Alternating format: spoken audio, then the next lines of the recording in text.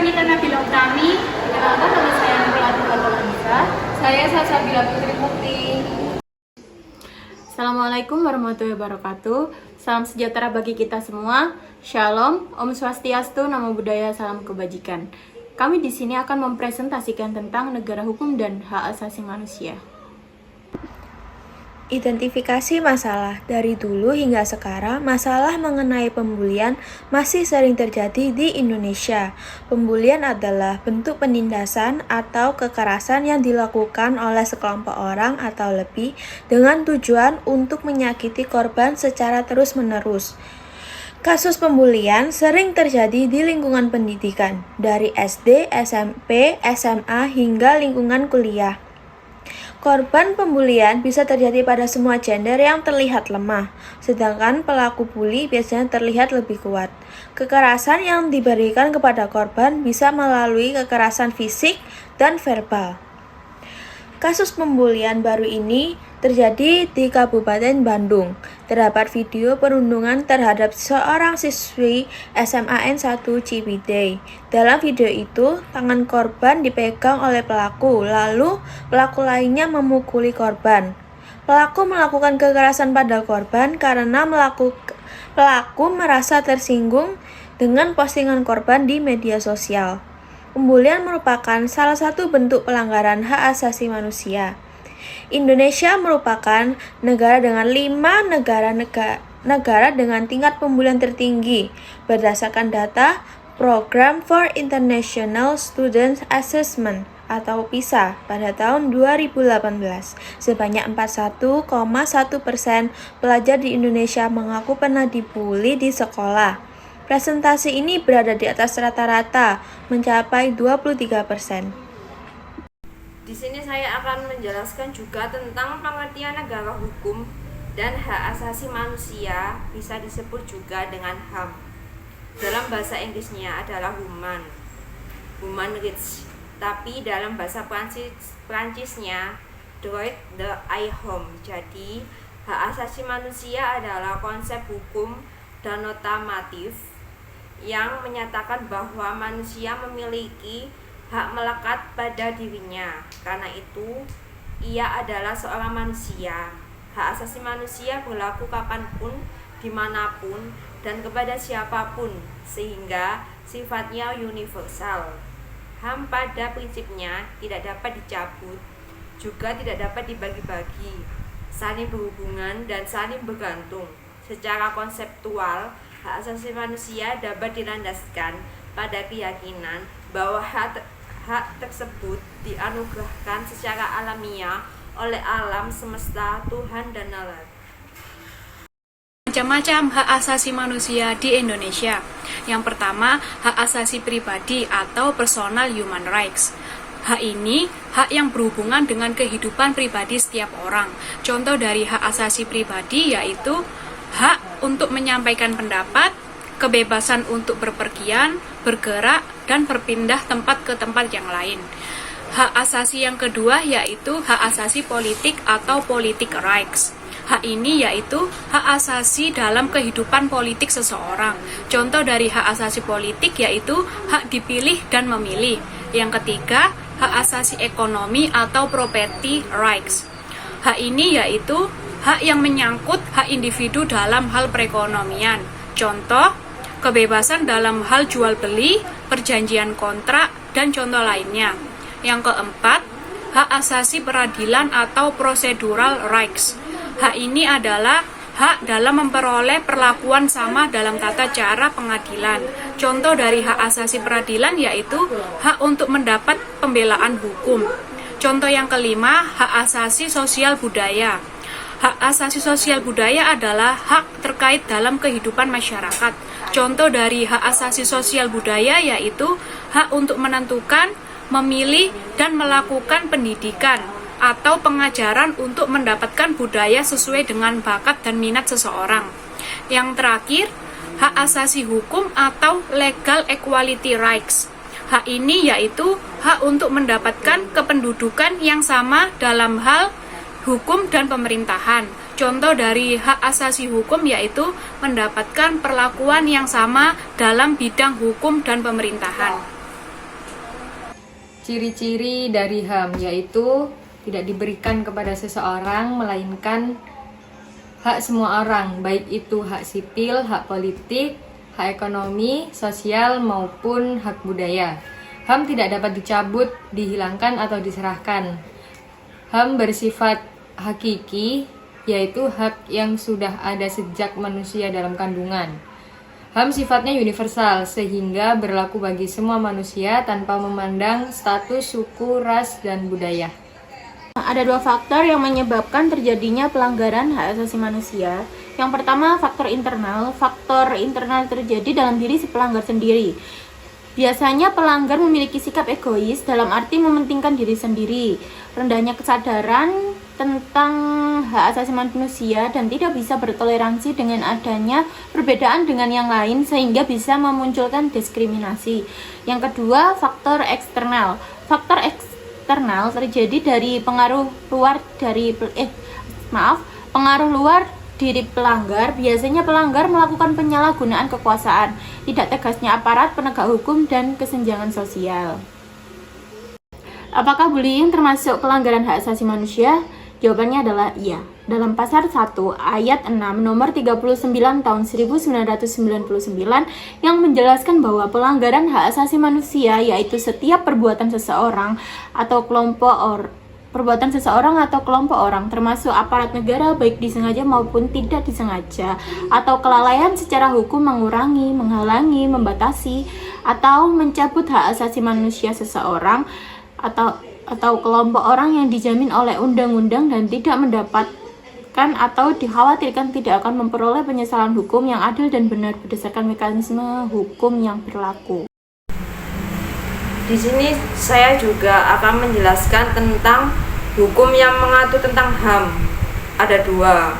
Yang pertama, Undang-Undang 1945 sudah menjadi dan menjamin perlindungan HAM. Selain itu, pemerintah juga telah menerbitkan undang-undang yang mengatur HAM secara khusus, yakni Undang-Undang Nomor 39 Tahun 1999 tentang HAM. Yang kedua, Undang-Undang Nomor 39 Tahun 1999 tentang HAM disahkan oleh Presiden Bakhruddin Yusuf Habibie pada tanggal 23 September 1999. Dinamika perkembangan hak asasi manusia di Indonesia. Pada masa pemerintahan Orde Baru, mengumbar janji tentang penegakan dan perlindungan hak asasi manusia.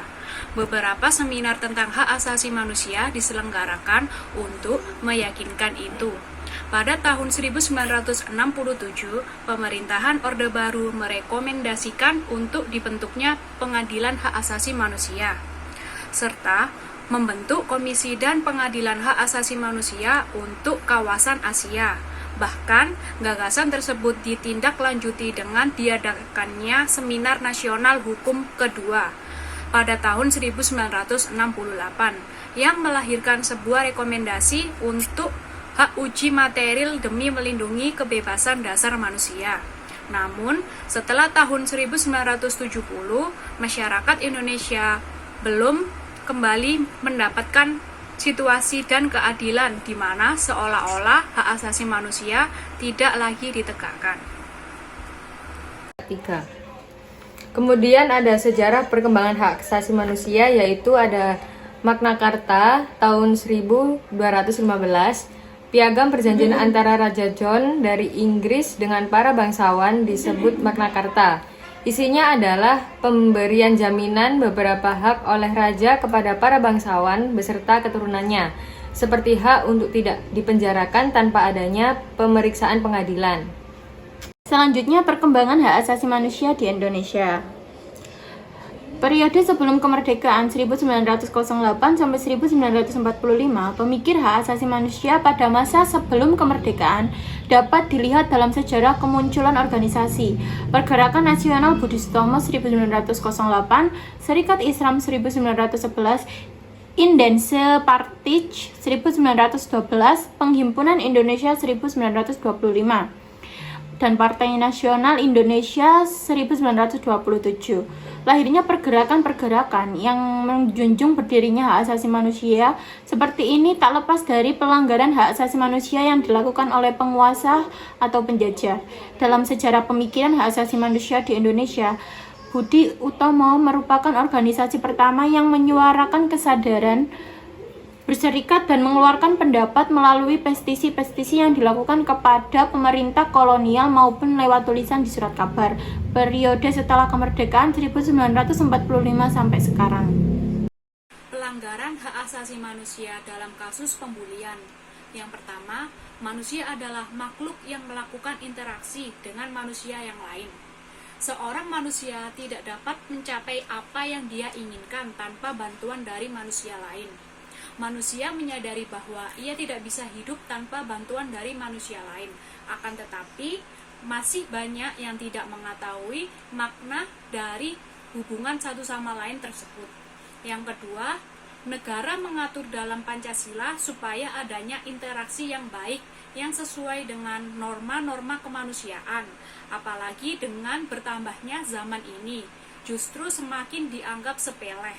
Contohnya, seperti perilaku bullying yang telah marak di Indonesia ini umumnya di kalangan remaja. Yang ketiga, masa remaja atau masa dewasa ini. Seringkali terjadi kasus bullying. Bullying dalam Kamus Besar Bahasa Indonesia yaitu artinya proses atau cara atau pembuatan perundungan yang dapat diartikan sebagai seseorang yang menggunakan kekuatan untuk menyakiti atau mengintimidasi orang-orang yang lebih lemah darinya. Korban dari bullying ini tidak dari kalangan anak-anak, tetapi kebanyakan dari SMA atau sederajatnya. Yang keempat, biasanya dengan memaksakan untuk melakukan apa yang diinginkan oleh pelaku. Tujuan bullying itu biasanya untuk mempermalukan dan menyakiti si korban, sehingga pelakunya merasa lebih hebat. Kebanyakan bullying dilakukan hanya karena bercanda, namun perlu diwaspadai walaupun hanya hal yang bercanda. Tidak adanya tujuan yang buruk, tapi hal yang lucu bagi seseorang mungkin tidak lucu bagi seseorang lainnya. Seseorang yang menjadi korban dalam bullying ini, ia akan merasa adanya trauma dan stres yang mengakibatkan hal-hal yang tidak diinginkan untuk menyakiti dirinya sendiri. Hal tersebut biasanya karena pelaku bullying ini tidak memperlakukan hal yang tidak semestinya, memang sulit untuk menghadapi. Namun, jika kita yang berada dalam posisi tersebut, kita harus bisa melawan dengan sekuat tenaga dan melaporkan perbuatan tersebut ke pihak yang berwajib agar si pelaku merasa jera dan berpikir bahwa tindakan tersebut salah. Jenis-jenis bullying yaitu ada 4, diantaranya ada bullying verbal, contohnya yaitu menyebar gosip, tuduh-menuduh, fitnah atau kritik yang tajam. Selanjutnya ada bullying nonverbal, itu biasanya dilakukan dengan fisik, contohnya yaitu menghancurkan barang-barang korban, memukul, mencekik, mencakar, atau yang lainnya. Selanjutnya ada bullying relasional, yaitu pengabaian. Bullying jenis ini digunakan untuk mengasingkan atau menolak seseorang teman, atau bahkan untuk merusak hubungan persahabatan. Yang terakhir yaitu bullying secara elektronik atau biasa disebut sebagai cyberbullying, yaitu biasanya menghujat lewat sosial media. Upaya pencegahan bullying. Dapat kita siapkan cara untuk mengurangi kemungkinan atau pencegahan agar tidak menjadi sasaran tindakan bullying. Pertama, bantulah korban untuk menumbuhkan harga diri yang baik, bersikap positif, menghargai dirinya sendiri, menghargai orang lain, percaya diri, optimis, dan berani mengatakan haknya. Kedua, mempunyai banyak teman, bergabunglah dengan kegiatan yang positif. Ketiga, kembangkan keterampilan sosial untuk menghadapi bullying. Di sini saya akan menyimpulkan dari HAM. Di masa remaja atau masa dewasa ini seringkali terjadi kasus bully.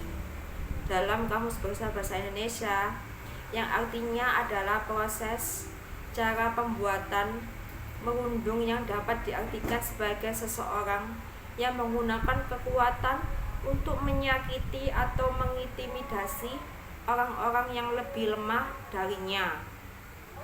Korban dari bully ini tidak ada dari kalangan anak-anak, tetapi kebanyakan dari anak SMA atau sederajat. Biasanya dengan memaksanya untuk melakukan apa yang diinginkan oleh pelaku. Tujuan bully itu biasanya untuk mempermalukan dan menyakiti si korban sehingga pelakunya merasa lebih hebat. Kebanyakan bully dilakukan hanya karena bercanda, namun perlu diwaspadai walaupun hanya hal yang bercanda, tidak ada tujuan yang buruk, tapi hal yang lucu bagi seseorang mungkin tidak lucu bagi seseorang lainnya. Seorang yang menjadi korban dalam bully ini ia akan merasa adanya trauma dan stres yang mengakibatkannya hal-hal yang tidak diinginkan untuk menyakiti dirinya sendiri.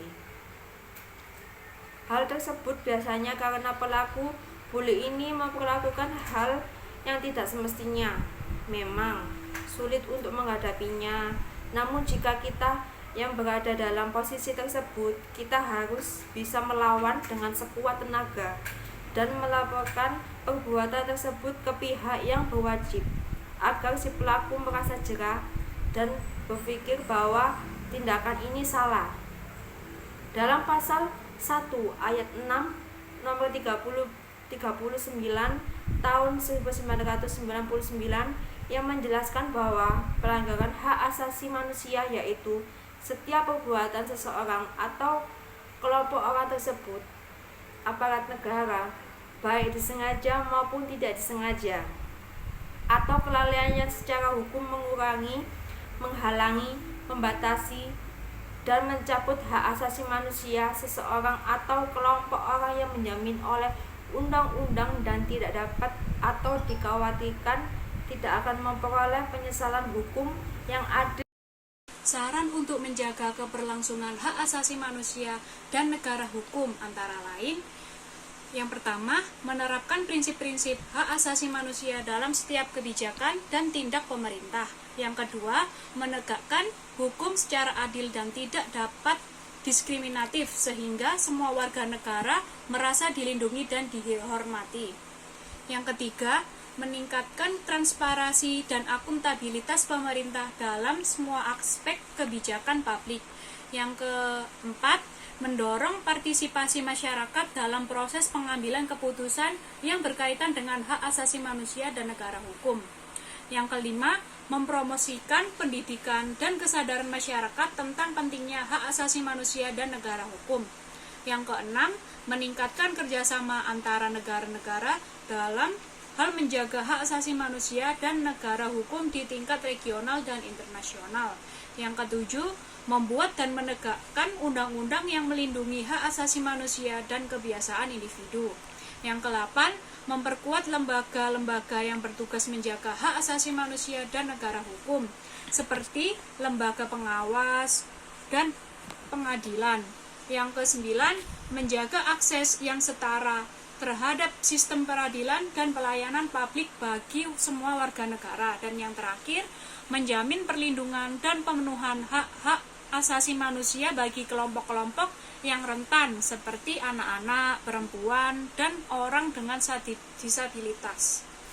Sekian dari kelompok kami. Terima kasih.